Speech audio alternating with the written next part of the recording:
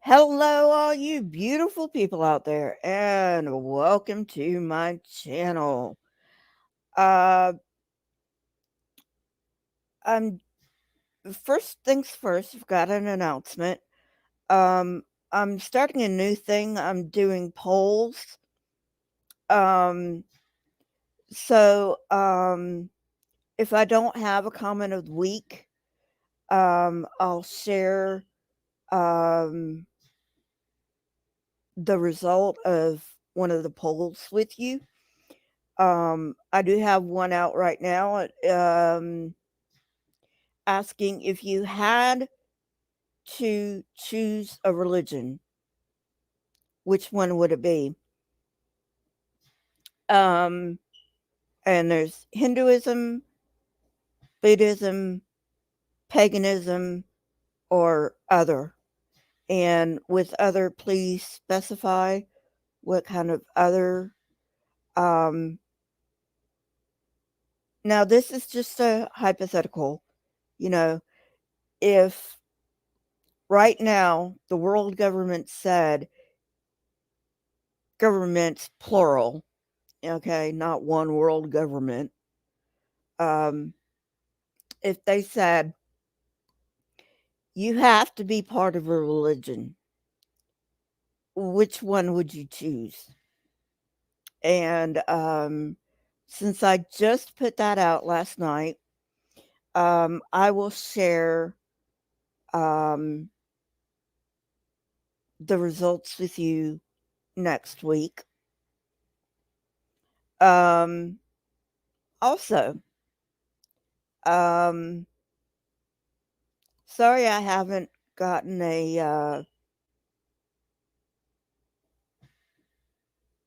an edited video out for you this week. I was planning on getting one yesterday, but uh, you know, life got in the way. Um, and I had some things to do yesterday, so you know, so I didn't get an edited video out, but I am putting out more live content. So hopefully, if I don't have like edited content for you, I will at least have two live shows a week plus Saturday live stream plus Atheist Church. And those are my plans right now. So, um, hey, Paul. And so I do have a comment of the week lined up for you. This is from an oldie, but a goodie. It is from the Satanic Panic, the social situation. And if you don't know, I did do a Satanic Panic series. If you haven't watched that, you might want to watch it. Um, so anyway, comment of the week goes to dun dun dun dun Doorknob Head. And he says, I was totally a latchkey kid. Loved it. Whoops. In a way, they might they might have been kinda right. I played D&D, and now I'm a card-carrying member of the Satanic Temple. $25 bought online at the Shop Satan online store. How could I resist? Shop Satan? Are you kidding me? How cool is that? Also bought some wicked cool t-shirts. Face it, Jesus. D&D and Satan are just much, much cooler than you are. Hell, Stan and Satan, him too, whatever. So, um, going through some, hey, Tarum, going through some of my old stuff, trying to promote it, you know, for the new crowd. But, yeah, if you're interested, go see my Satanic Panic series. Um, but congratulations to Learn Not Bad. Didn't get a chance today to look up today in history, Pretty sure something happened. That was interesting. Thank you, Paul. Paul says, have a cup of tea on me. And I'll make sure it's tea, Paul. Because I know you're British. You don't want coffee. So anyway, um, another announcement. It's my birthday in 5 days. So it's my birthday in 5 days. Yay! Happy birthday to me. I will be, hang on, 44. Um, yeah, I'm getting old.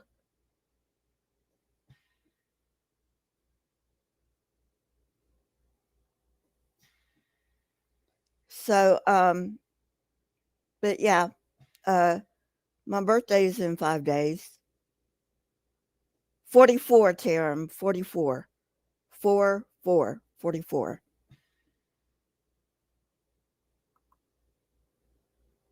Oh, you're being funny.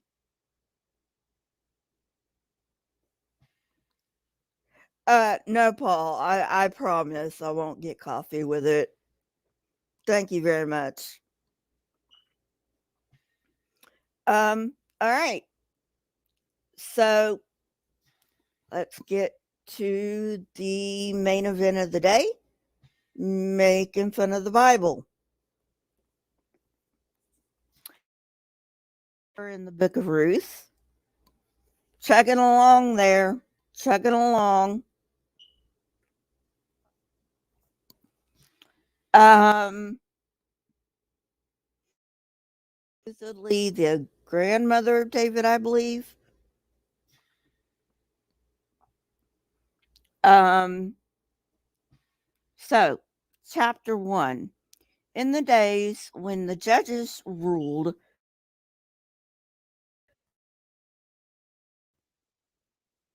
I've already got something to say. Didn't God promise the Israelites that as long as they obeyed, there would be no famines?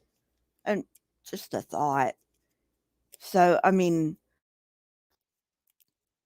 you know, let's pretend this God really does exist, okay? Just for funsies. Um, can't he keep his promises? Seriously. How long have they been here according to the Bible? I mean, come on. It's not that hard. Keep your promises.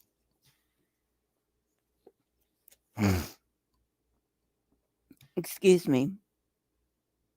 So a man from Bethlehem in Judah, together with his wife and 2 sons, went to live for a while in the country of Moab.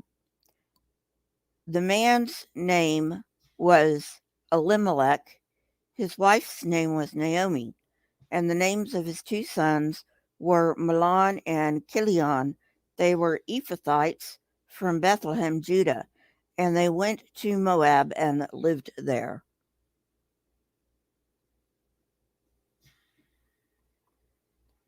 I know, right? Like, what you got to do, God? Tattoo your promises onto your butt?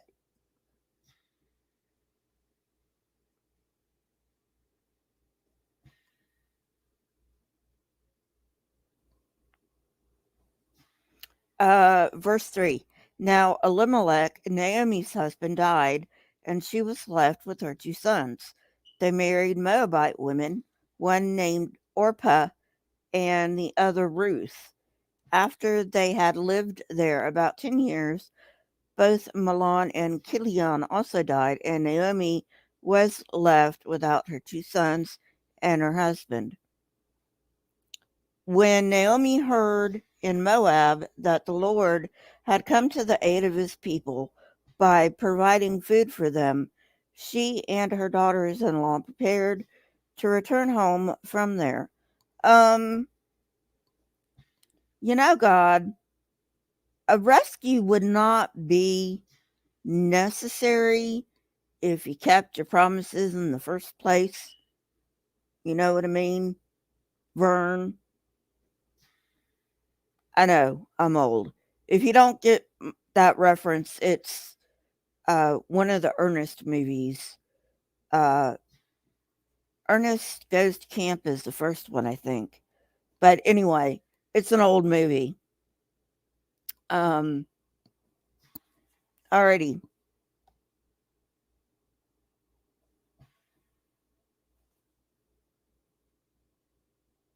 Uh,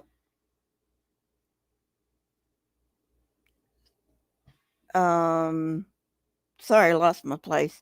With her two daughters in law, she left the place where she had been living and set out on the road that would take them back to the land of Judah. Then Naomi said to her two daughters in law, "Go back, each of you, to your mother's home.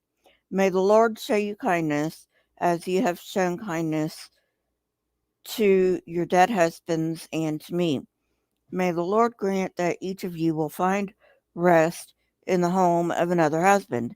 Then she kissed them goodbye, and they wept aloud, and said to her, "We will go back with you to your people." But Naomi said, "Return home, my daughters. Why would you come with me? Am I going to have any more sons who could become your husbands?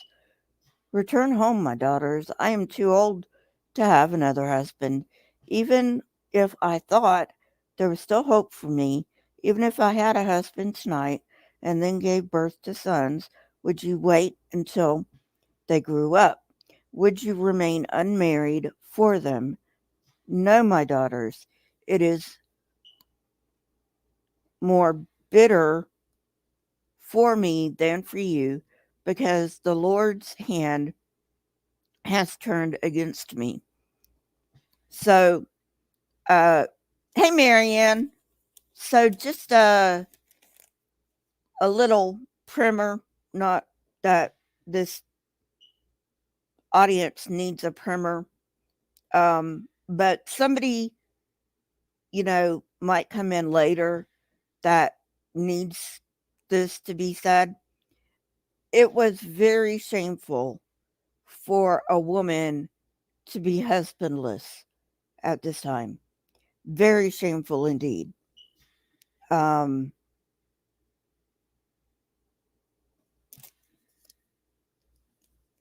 eh, People just didn't like widows.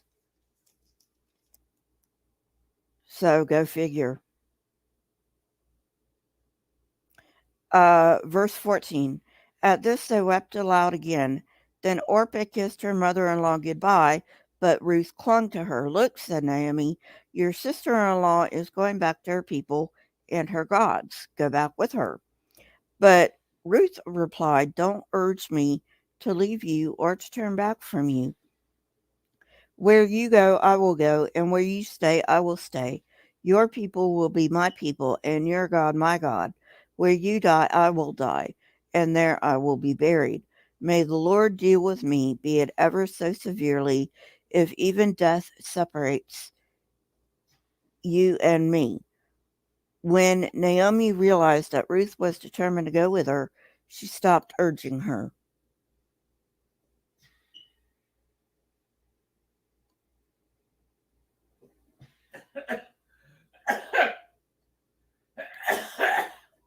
I'll be 44, Marianne.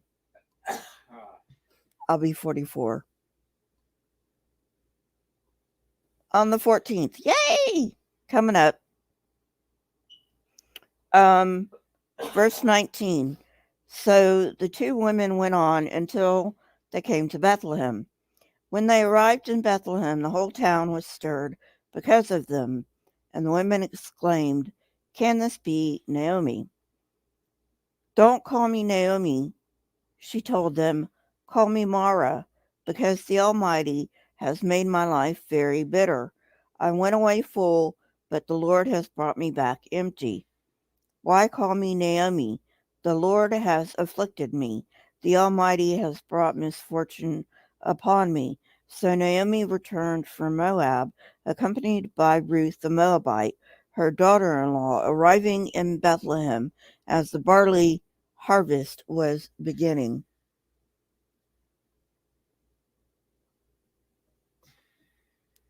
Thank you, Marianne.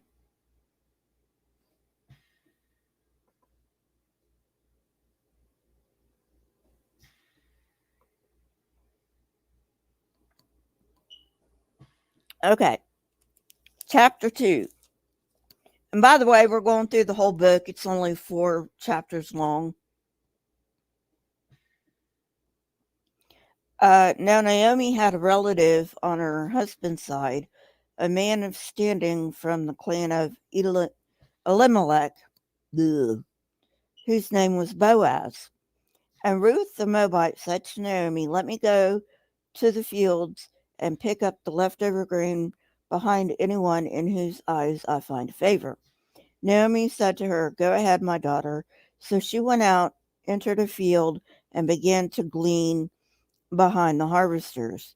As it turned out, she was working in a field belonging to Boaz, who was from the clan of Elimelech. Just then Boaz arrived from Bethlehem and greeted the harvesters. "The Lord be with you." "The Lord bless you," they answered. Boaz asked the overseer of his harvesters, "Who does that young woman belong to?" Yeah, as in, who's her husband?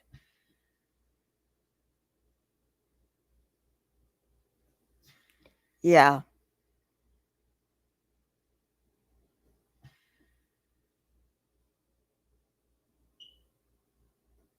Uh, verse 6. The overseer replied, "She is the Moabite who came back from Moab with Naomi." She said, "Please let me glean and gather among the sheaves behind the harvesters." She came into the field and has remained here from morning till now, except for a short rest in the shelter. So Boaz said to Ruth, "My daughter, listen to me. Don't go and glean in another field, and don't go away from here. Stay here with the women who work for me. Watch the field where the men are harvesting and follow along after the women. I have told the men not to lay a hand on you. And whenever you are thirsty, go and get a drink from the water jars the men have filled." At this, she bowed down with her face to the ground. She asked him, "Why have I found such favor in your eyes that you notice me, a foreigner?" um, this one, you kind of have to um, understand how things were done in the Middle East, not just Israel, mind you, but the Middle East in general in these days. Um, see, Ruth's husband left her without a son. Okay, so when that happened, um, something called a kinsman redeemer would come, which would be um, a kinsman of the husband, um, and would marry um, the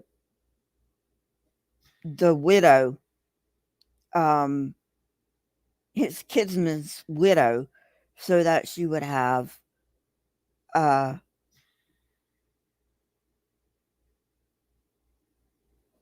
that she would have children. So that's not an Israelite thing. That was a Middle East thing. Um,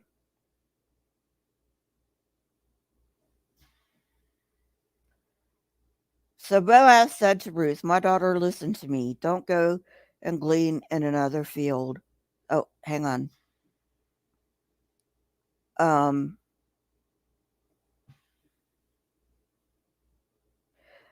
verse 9.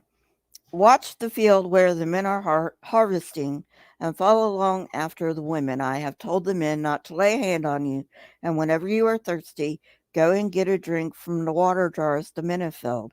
At this she bowed down with her face to the ground. She asked him, "Why have I found such favor in your eyes that you notice me, a foreigner?" Boaz replied, I've been told all about what you have done for your mother in law since the death of your husband, how you left your father and mother and homeland and came to live with a people you did not know before. May the Lord repay you for what you have done. May you be richly rewarded by the Lord, the God of Israel, under whose wings you have come to take refuge. May I continue to find favor in your eyes, my Lord. She said, you have put me at ease by speaking kindly to your servant, though I do not have the standing of one of your servants. At mealtime, Boaz said to her, come over here, have some bread and dip it in the wine vinegar. When she sat down with the harvesters, he offered her some roasted grain. She ate all she wanted and had some left over. As she got up to glean, Boaz gave orders to his men, let her gather among the sheaves and don't reprimand her. Even pull out some stalks for her from the bundles and have them for her to pick up and don't rebuke her. So Ruth gleaned in the field until evening. Then she threshed the barley she had gathered, and it amounted to about an ephah. She carried it back to town, and her mother in law saw how much she had gathered. Ruth also brought out and gave her what she had left over after she had eaten enough. Her mother in law asked, where did you glean today? Where did you work? Blessed be the man who took notice of you. Then Ruth told her mother in law about the one at whose place she had been working. The name of the man I worked with today is Boaz, she said. The Lord bless him, Naomi said to her daughter in law. He has not stopped showing kindness to the living and the dead. She added, that man is our close relative. He is one of our guardian redeemers, also known as a kinsman redeemer, what I said previously. Verse 21. Then Ruth the Moabite said, he even said to me, stay with my workers until they finish harvesting all my grain. Naomi said to Ruth, her daughter-in-law, it will be good for you, my daughter, to go with the women who work for him, because in someone else's field you might be harmed. So Ruth stayed close to the women of Boaz to glean until the barley and wheat harvests were finished, and she lived with her mother-in-law.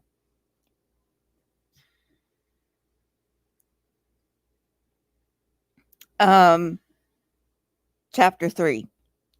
One day Ruth's mother-in-law, Naomi, said to her, my daughter, I must find a home for you.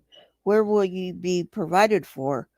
Now Boaz, with whose women you have worked, is a relative of ours. Tonight he will be winnowing barley on the threshing floor. Wash, put on perfume, and get dressed in your best clothes. Then go down to the threshing floor, but don't let him know you are there until he has finished eating and drinking. When he lies down, note the place where he is lying. Then go and uncover his feet and lie down. He will tell you what to do. Um, okay, I have no idea. Is this some kind of weird ritual? Because I've never heard it before.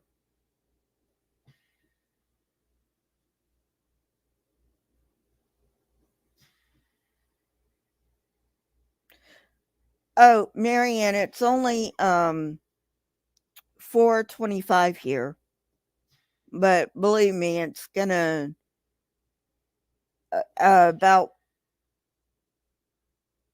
about 4:30 in say December, it will be dark.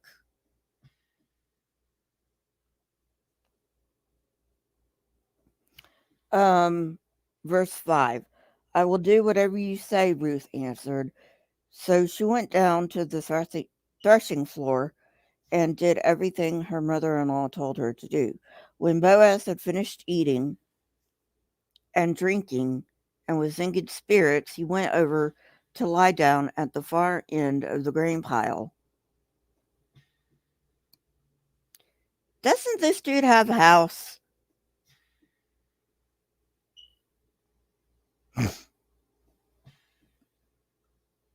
Ruth approached quietly, uncovered his feet, and lay down.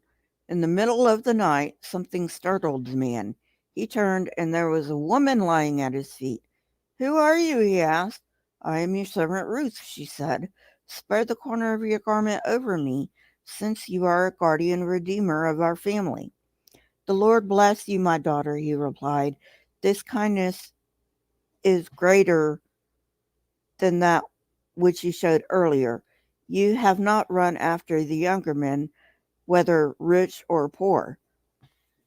Um, okay.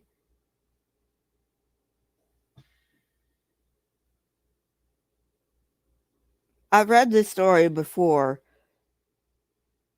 but am I the only one getting weird vibes from this?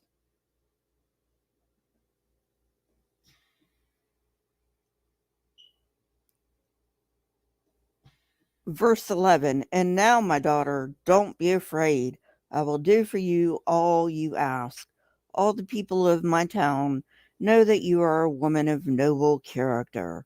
Although it is true that I am a guardian redeemer of our family, there is another who is more closely related than I.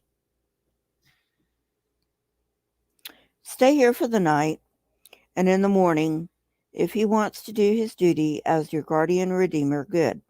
Let him redeem you. But if he is not willing, as surely as the Lord lives, I will do it. Lie here until morning."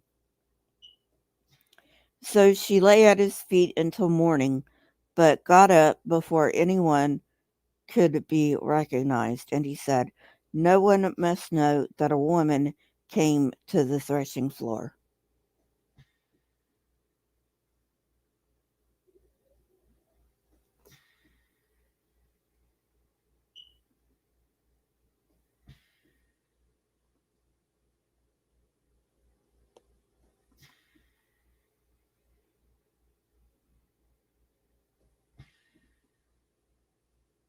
Yeah, yeah, you got a point, Tarum. It is the Bible. Some weird fucking stuff in here.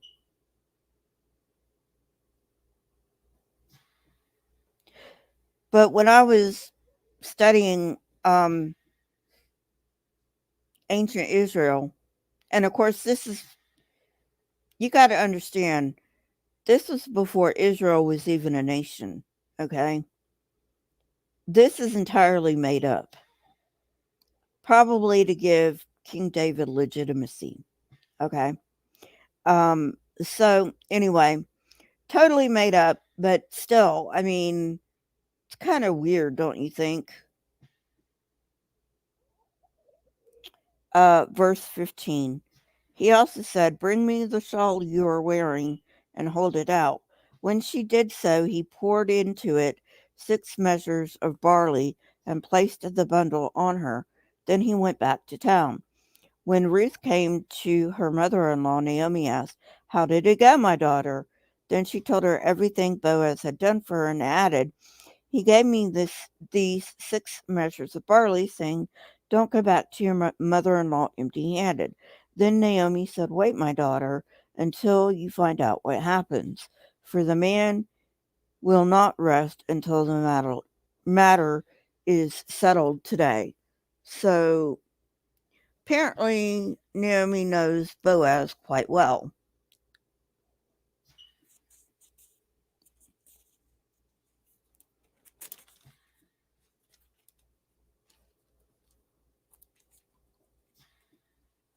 And like I said, this is all made up, but it's probably based on some truth, just so you know. I mean, if you're going to make up a lie, base it in some fact, you know. Um, anyway, uh, chapter 4. Meanwhile, Boaz went up to the town gate and sat down there just as the guardian redeemer he had mentioned came along. Boaz said, "Come over here, my friend, and sit down." So he went over and sat down. Boaz took 10 of the elders of the town and said, "Sit here." And they did so. Then he said to the guardian redeemer, "Naomi, who has come back from Moab, is selling the piece of land that belonged to our relative Elimelech. I thought that, wait a minute, I thought I should bring the matter to your attention and suggest that you buy it in the presence of these seated here and in the presence of the elders of my people. If you will redeem it, do so. But if you will not, tell me, so I will know. For no one has the right to do it except you, and I am next in line. I will redeem it," he said.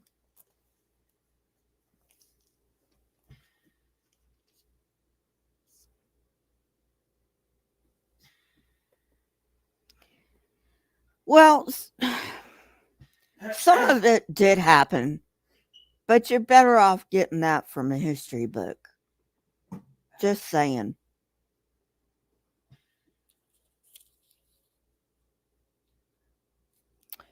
Verse 5, Then Boaz said, "On the day you buy the land from Naomi, you also will acquire Ruth the Moabite, the dead man's widow, in order to maintain the name of the dead with this property."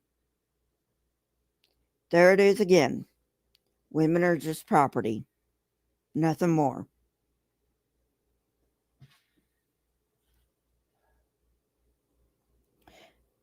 Verse 6, At this, the guardian redeemer said, "Then I cannot redeem it, because I might endanger my own estate.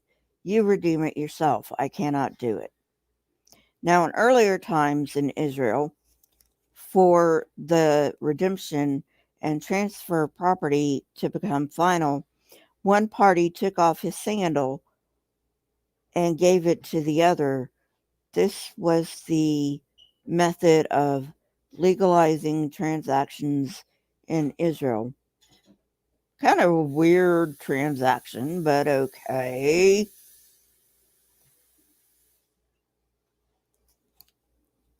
So the guardian redeemer said to Boaz, "Buy it yourself."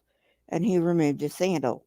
Then Boaz announced to the elders and all the people, "Today you are witnesses that I have bought from Naomi all the property of Elimelech, Chilion, and Mahlon.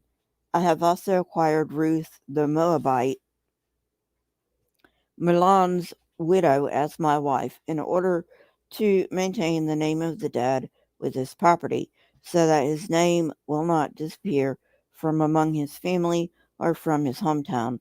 Today you are witnesses." Then the elders and all the people at the gate said, "We are witnesses. May the Lord make the woman who is coming into your home like Rachel and Leah, who together built up the family of Israel. May you have standing in Ephrathah and be famous in Bethlehem. Through offspring the Lord gives you by this young woman, may your family be that of Perez, whom Tamar bore to Judah."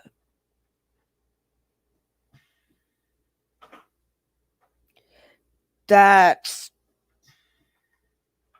really fucking creepy. And if you don't know about Tamar and Judah, it's in Genesis.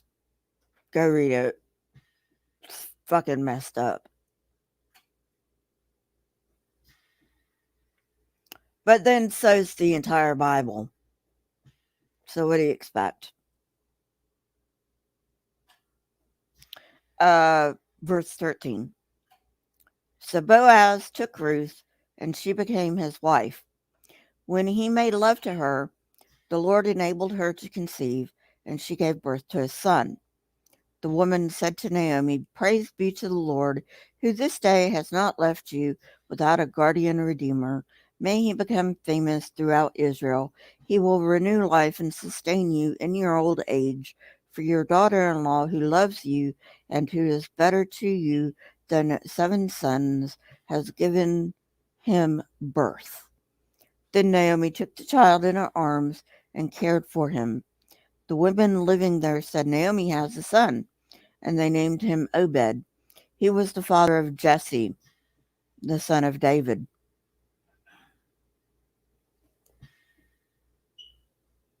See, I know my Bible better than these idiotic Christians do. Verse 18. This, then, is the family line of Perez. Perez was the father of Hezron. Hezron, the father of Ram. Ram, the father of Amminadab. Amminadab, the father of Nahshon. Nahshon, the father of Salmon. Salmon, the father of Boaz. Boaz, the father of Obed. Obed, the father of Jesse. And Jesse, the father of David.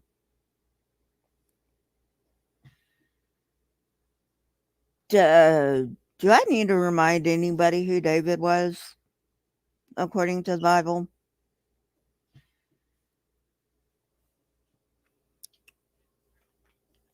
Well, just in case you don't know, just in case there's anybody out there who doesn't know, David would be King David, who, according to the Christians, Jesus the Messiah came from. Don't even get me started with Jesus the Messiah shit. I've already covered that. I'll get into it more probably when I get into the New Testament. Sorry about that. I'm on the laptop. And I forgot I was, you know, doing this without my avatar.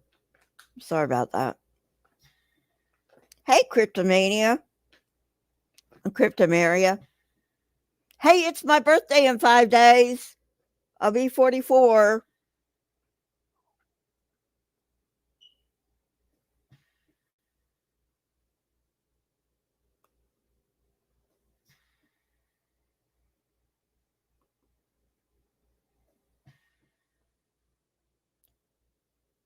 Wasn't every guy in the bastard?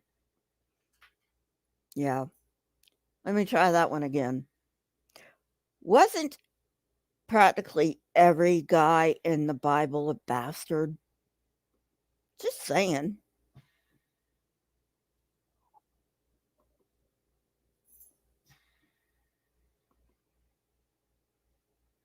Oh, I forgot my banner. Hang on. God damn it. I keep forgetting my goddamn banner. There you go, Cryptomania. Thank you. Thank you very much. So, anyway, so what did we learn today? Well, for once, we didn't have any fucking moronic, kooky. Well, we did have that creepy creep about Ruth laying at the feet of Boaz, which I gotta say was pretty goddamn weird. But other than that one creepy creep, um, I don't know. I mean, it's not like there's much to bitch about, except of course women being property. But what are you gonna do? It was a patriarchal society back then, so you know.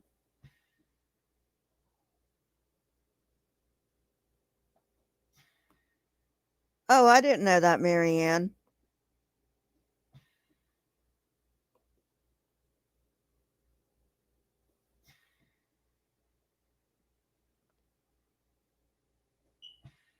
And so anyway, so yeah, I mean, it's an interesting story, but I mean,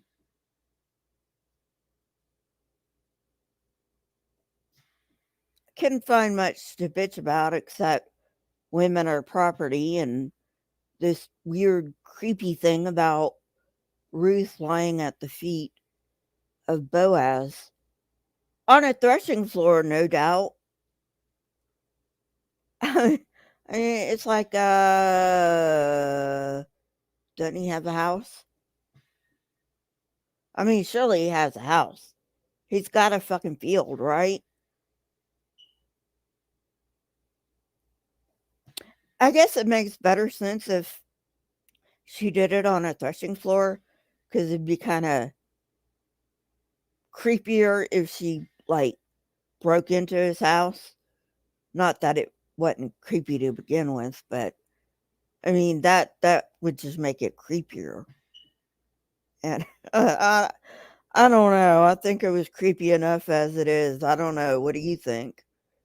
Oh goodness, goodness, goodness, goodness, goodness.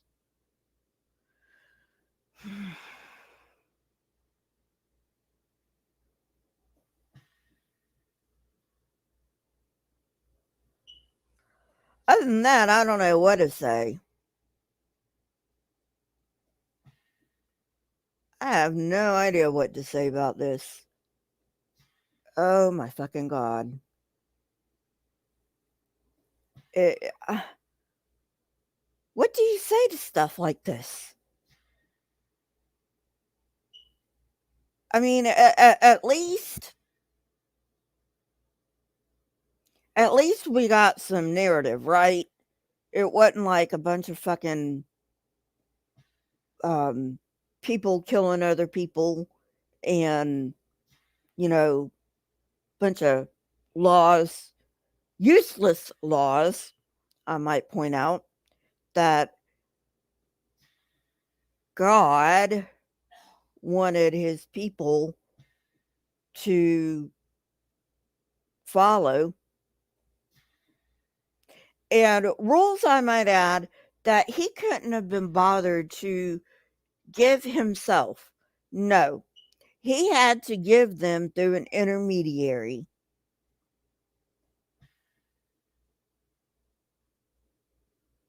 Huh. I wonder why that was. That an almighty God would have to give his rules through an intermediary. Hmm. Could it be that God is just man made and these people who pretend to speak for God just want power over other people? Um, Goodness, no, it couldn't be that. I mean, Jesus fucking Christ. Nobody wants power over people. Nah, I'm not naive. I'm I'm being facetious, by the way.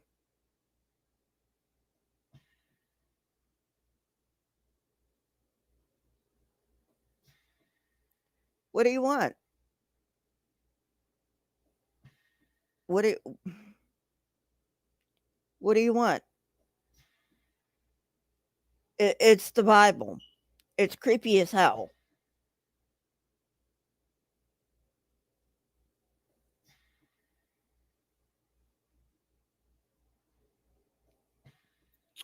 You know,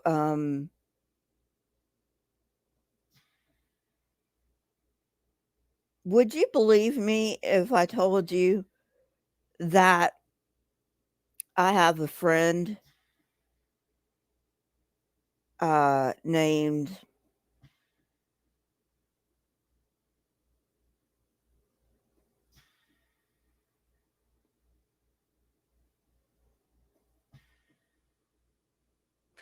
I have a friend named Skeletor.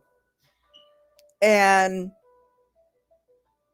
yeah, I know that's creepy. That Skeletor would be anybody's friend. Um, but I mean, it's the Bible, so it's gonna be creepy, right? So anyway, um, I have a friend named Skeletor, and of course, Skeletor is nobody's friend. He just wants power, right? Odd is that God would be nobody's friend, and he just wants power. Didn't even think of that before I chose Skeletor. Anyway, if you don't know who Skeletor is, look up He-Man. It's on YouTube. So I have a friend named Skeletor. Or at least he makes pretend that he's my friend, right? But nobody can see him. Nobody can see him. I'm his emissary. He does not deign to come off of Snake Mountain. I am his emissary. And I tell you, my friend Skeletor wants you to submit to him. And if you don't submit to him, he's going to punish you in the most awful way you can figure out how. And not just one time. My friend Skeletor is gonna punish you forever and ever and ever unless you submit to him.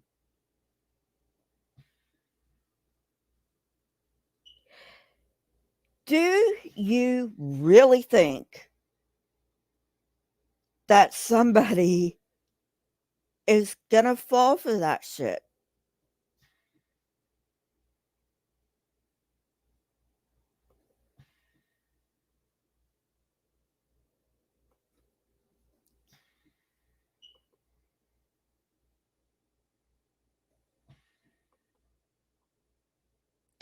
Tim, you're great. I gotta say, you're a hoot. But anyway, do you think anybody's gonna fall for that shit? Of course not. So why do they fall for this shit when it's God?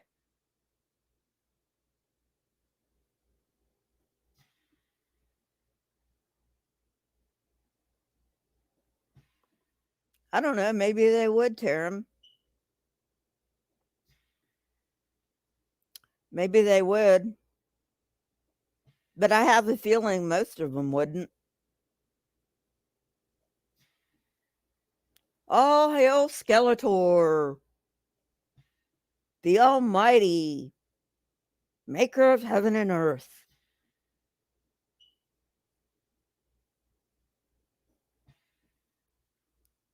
And while I'm on the topic of all hail Skeletor,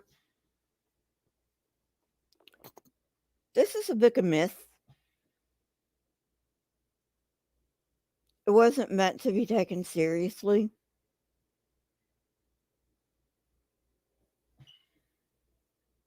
I mean, eventually the Jews did and the Christians did, but just a compilation of myths. Let me ask you something.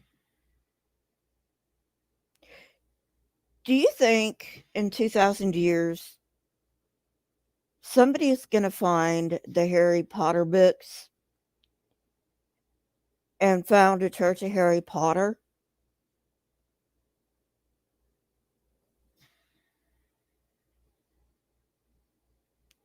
Is that conceivable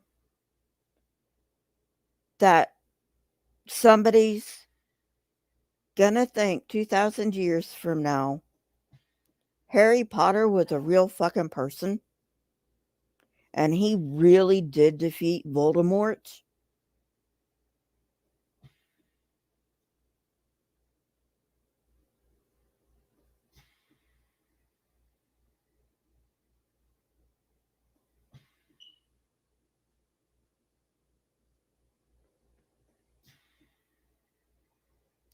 It's the same thing. It's the same fucking thing, you know? Except Harry Potter has, I don't know, what is it, 7 thick ass books that's like a lot better written than this shit is.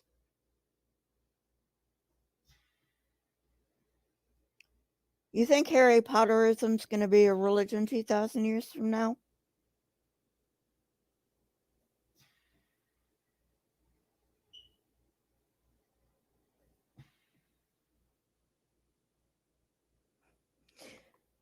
Church of Lord of the Rings. I like that one. Church of Lord of the Rings. There you go.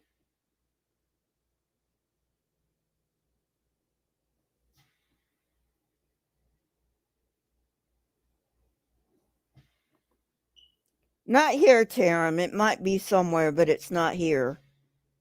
I live in America, by the way. Our Thanksgiving is the fourth Thursday of November. Oh, happy Thanksgiving, Cryptomeria. Canadian Thanksgiving. American Thanksgiving is the fourth Thursday of November. I don't know whether there's a British Thanksgiving or not, but anyway, I just wanted to have a little fun with the Church of Harry Potter. But I mean, seriously, do you think that the Church of Harry Potter is going to be a thing 2,000 years from now? And yes, Christians, we will be here 2,000 years from now unless we have obliterated ourselves because we can't fucking learn to live together peacefully. But there is no fucking Jesus coming back.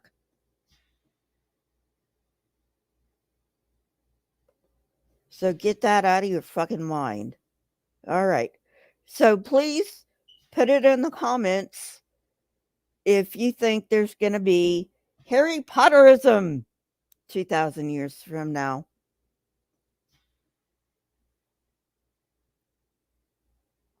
Or Church of Lord of the Rings.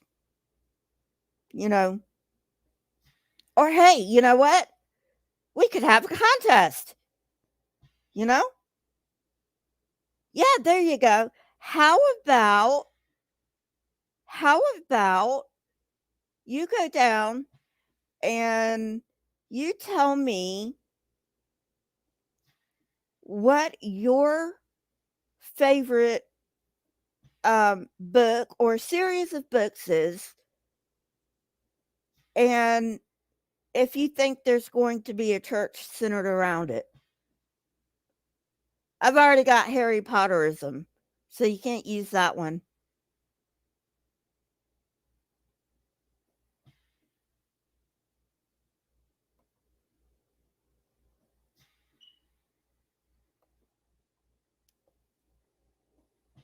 Well, that's what I meant. Nevermore. I didn't mean we, as in we who are here right now are going to be here. I meant humanity. Thank you for that clarification. Pikachu? Pikachuism? Is Pikachu going to be the new Jesus?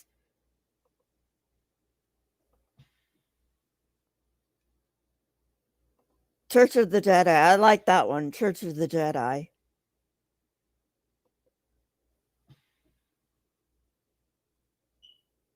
So anyway, yeah. So pick your favorite movie, book, whatever, series of books, and put it down in the comments if you think there's going to be a church of whatever. Um, you know, um 2,000 years from now. I mean, hey, we're just hypothesizing here, right? We can have a little bit of fun.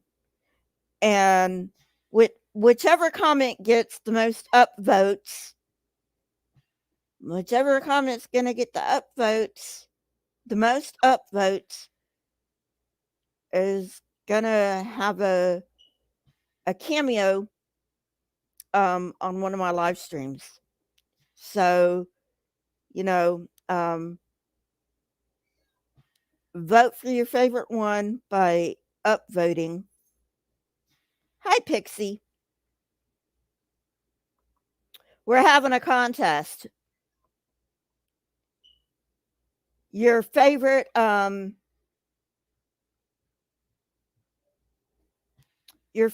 book or series of books or movie And do you think it'll be a religion 2,000 years from now? Put it in the comments, and the one that gets the most upvotes is going to get a cameo in one of my live streams. Anyway, how about Dune? You want Dune? We could do Dune, right? Church of Dune. D-U-N-E. So anyway, but yeah, thanks for coming. Um, yeah, the book of Ruth was short, so I had to get a little bit silly at the end, make it last almost an hour. But anyway, I gotta go. So I'll see you guys later. Have a great night. I will see you tomorrow for Atheist Church. Have a wonderful night, guys. Bye.